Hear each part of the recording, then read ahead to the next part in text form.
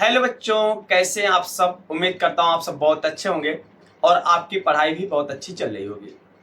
आज इस video session में आपको केमिस्ट्री 12th केमिस्ट्री का पहला चैप्टर सॉल्यूशन बिलियन, जिसका अभी तक 2 पार्ट हो चुके हैं, तीसरे पार्ट को लेकर उपस्थित हो। आज इस पार्ट में आपको विलियन के अणुसंख्य गुणधर्म, जो कि बहुत इंपॉर्टेंट है, इस टॉपिक को कवर किया जाएगा।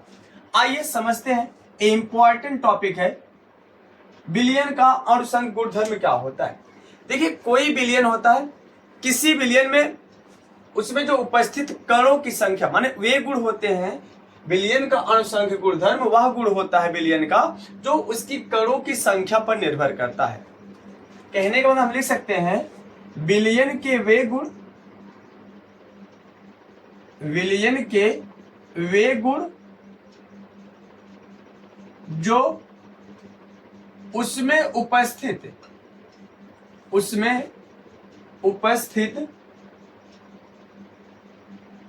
कणों की संख्या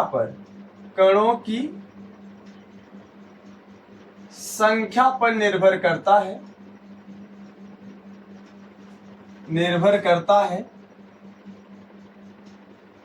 अणुसंख्य गुणधर्म कहलाता है।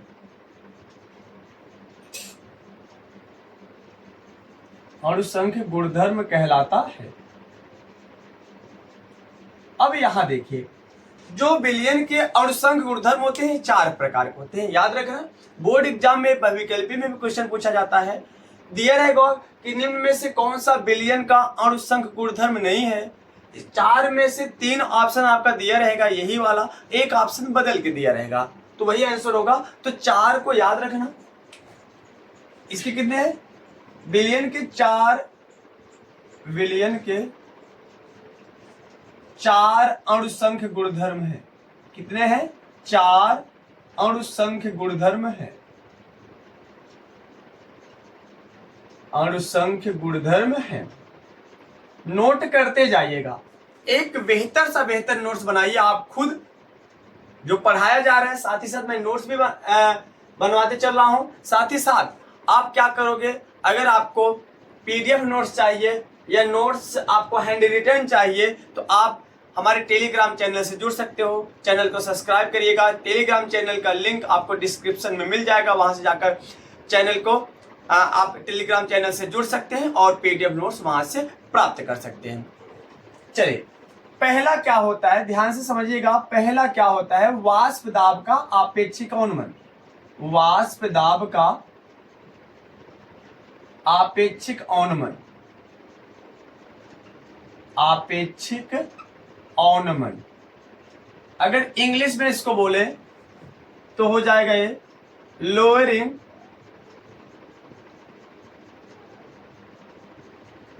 क्या हो जाएगा? वाष्प दाब का आपेक्षिक अवनमन।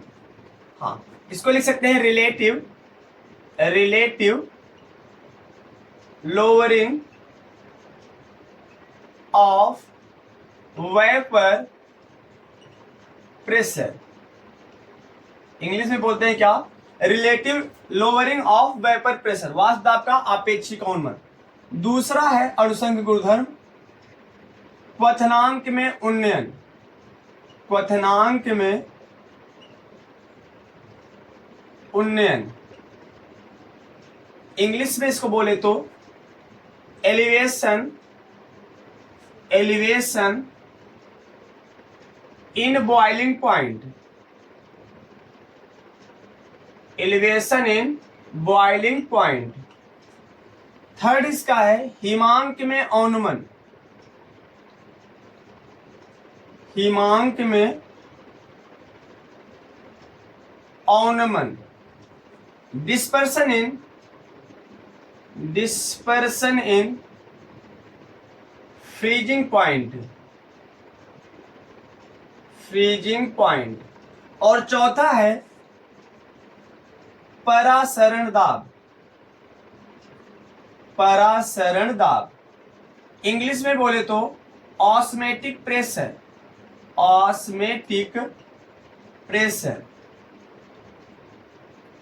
Osmotic pressure. तो ये चार जो है बिलियन के अणुसंघ गुणधर्म है। फिर से देखिए, इसको नोट करते जाइएगा। वाष्प दाब का अपेक्षिक अवनमन, इंग्लिश में इसको बोलते हैं relative lowering of vapour pressure. Second है क्वथनांक में उन्नयन, ये क्या होता है, इसको इंग्लिश में बोलते हैं elevation in boiling point. Third क्या है, हिमांक में अवनमन, ये होता है डिस्पर्सन इन फ्रीजिंग पॉइंट। और फोर्थ है परासरण दाब, इसको इंग्लिश में बोलते हैं ऑस्मेटिक प्रेशर। ये चार टाइप के बिलियन के अणुसंघ गुणधर्म होते हैं। बोर्ड एग्जाम में बार बार कभी कभी क्वेश्चन बहुविकल्पी में बार बार पूछा जाता है। दिया रहेगा आपको निम्न में से कौन सा बिलियन का अणुसंघ गुणधर्म नहीं है, तो उसमें चार ऑप्शन में तीन ऑप्शन इसमें से दिया रहेगा और एक ऑप्शन अलग से दिया रहता है। तो आप अगर इन चारों को याद किए हैं तो आपको पता है इन चारों के अलावा कोई बिलियन का अणुसंघ गुणधर्म नहीं होता है। इसके अलावा जो भी ऑप्शन आपको दिखाई दे इन चारों के अलावा, वही उसका आंसर हो जाएगा अगर पूछेगा बिलियन का अणुसंघ गुणधर्म नहीं है। याद रखना, ये सब जो होते हैं बिलियन के अणुसंघ गुणधर्म क्या होते हैं कि बिलियन के वे गुण होते हैं जो कणों की संख्या पर निर्भर होते हैं, जो उसमें उपस्थित कण होते हैं उस पर निर्भर करते हैं। कहने का मतलब जिस भी यौगिक में अगर वाष्प दाब का अपेक्षिक अवनमन पूछे, क्वथनांक में उन्नयन पूछे, हिमांक में अवनमन पूछे, परासरण दाब पूछे, तो याद रखना हम देखेंगे जिसमें कणों की संख्या ज्यादा होगी वही उसका ऑप्शन होगा। चलो एग्जाम्पल समझते हैं।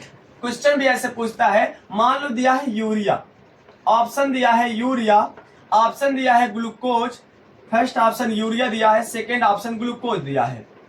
थोड़ा समझते हैं इसको। थर्ड ऑप्शन दिया है NaCl दिया है, फोर्थ ऑप्शन दिया है K2SO4 दिया है।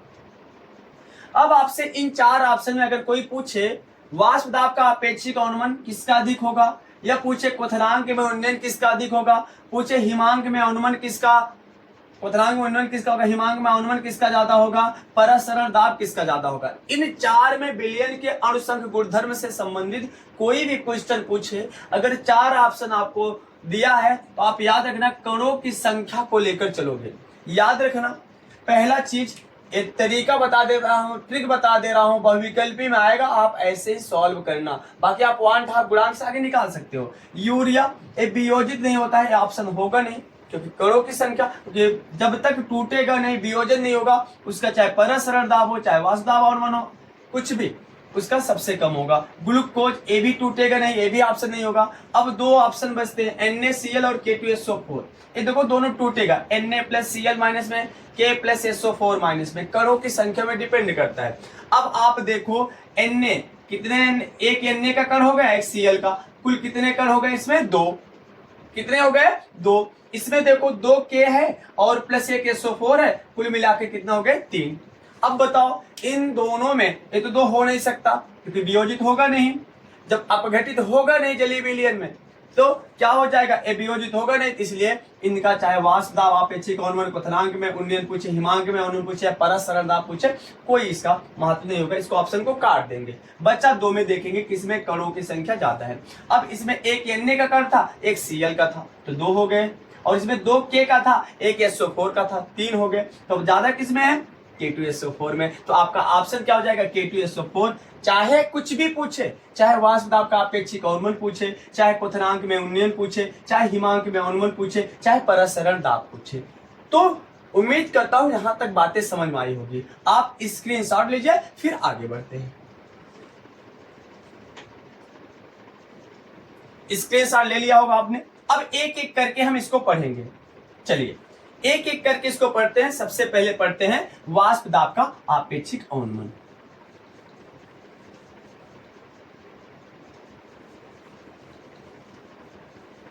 पहला हम पढ़ते हैं क्या, वाष्प दाब का आपेक्षिक अवनमन। पहला वाष्प दाब का आपेक्षिक अवनमन।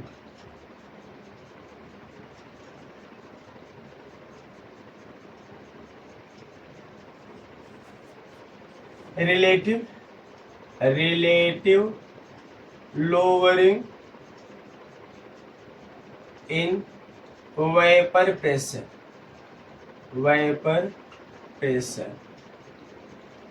अब इसको समझते हैं। वाष्प दाब का आपेक्षिक अवनमन होता क्या है। ध्यान से समझिएगा क्या होता है वाष्प दाब का आपेक्षिक अवनमन। देखिए, जब कोई भी विलायक होता है, किसी भी विलायक में हम ऐसा विलय मिलाते हैं जो अवाष्पशील होता है। और कहने का मतलब किसी विलायक में हम अगर अवाष्पशील विलय को मिला देते हैं तो विलायक के कणों की संख्या अधिक हो जाती है। तो विलयन में कणों की संख्या क्या हो जाती है? अधिक हो जाती है, और प्रत्येक कण पर ऊर्जा का मान क्या हो जाएगा? घट जाएगा, क्योंकि कणों की संख्या बढ़ेगी, ऊर्जा का मान घट जाएगा। जब ऊर्जा का मान घटेगा तो उसके वाष्प दाब में कमी आएगी, और इसी को बोलते हैं हम वाष्प दाब का आपेक्षिक अवनमन। इसी को हम क्या बोलेंगे?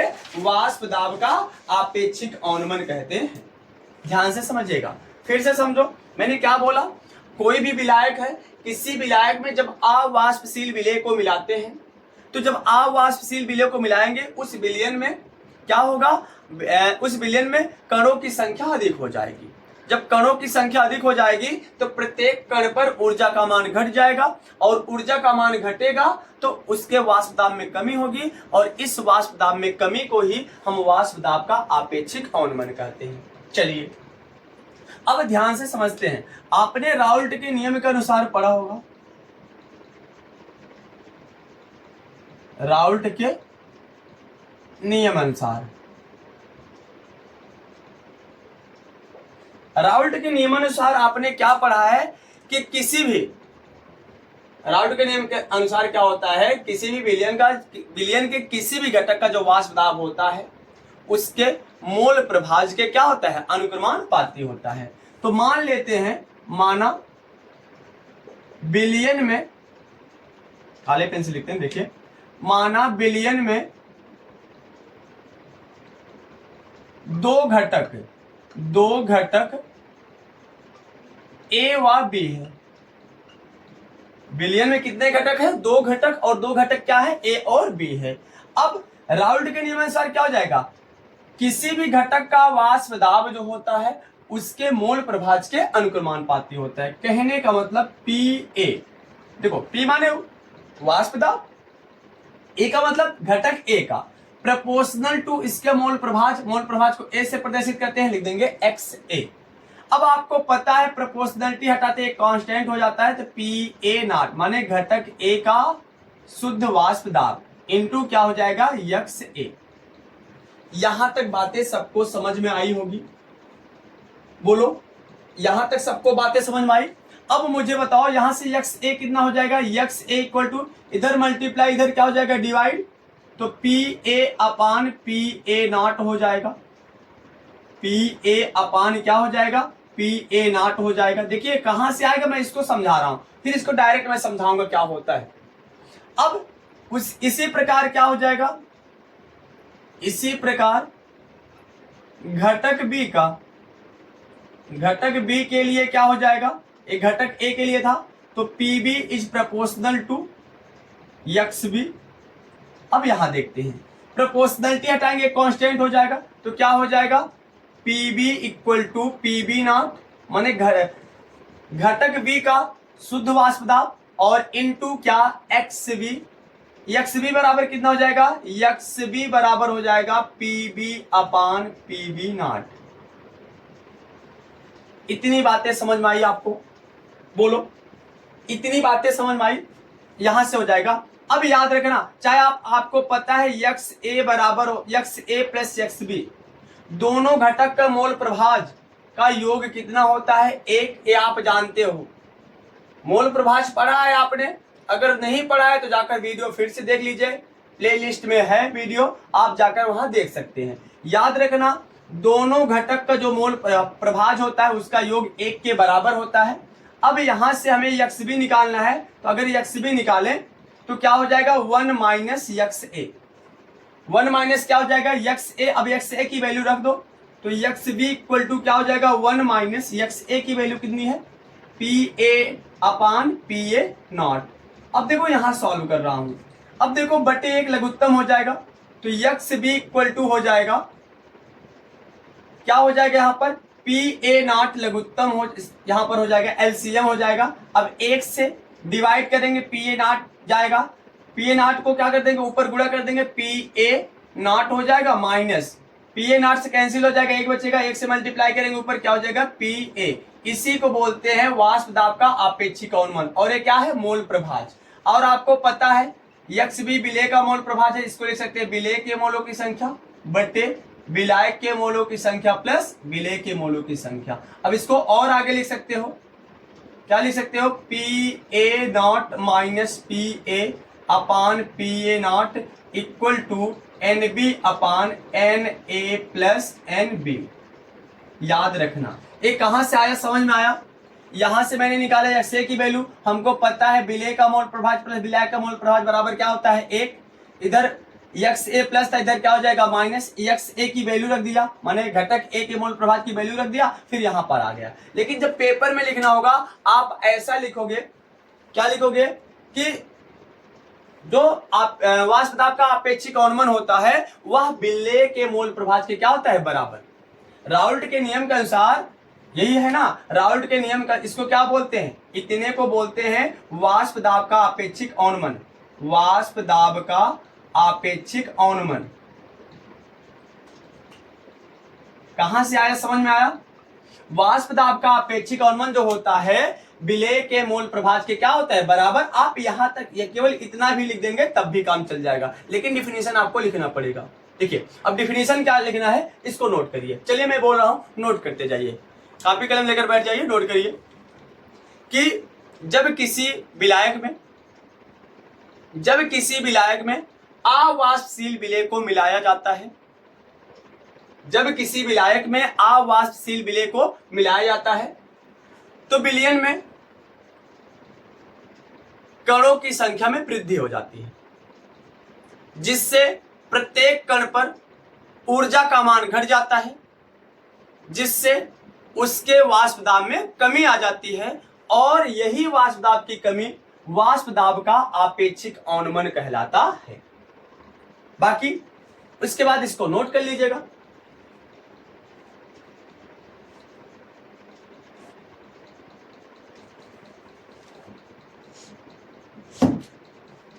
अपने स्क्रीनशॉट ले लिया होगा, नोट कर लिया होगा। तो कैसा लगा आज का वीडियो सेशन। अगर वीडियो सेशन अच्छा लगा हो, समझ में आया हो या कोई डाउट हो तो आप कमेंट करके जरूर पूछिएगा।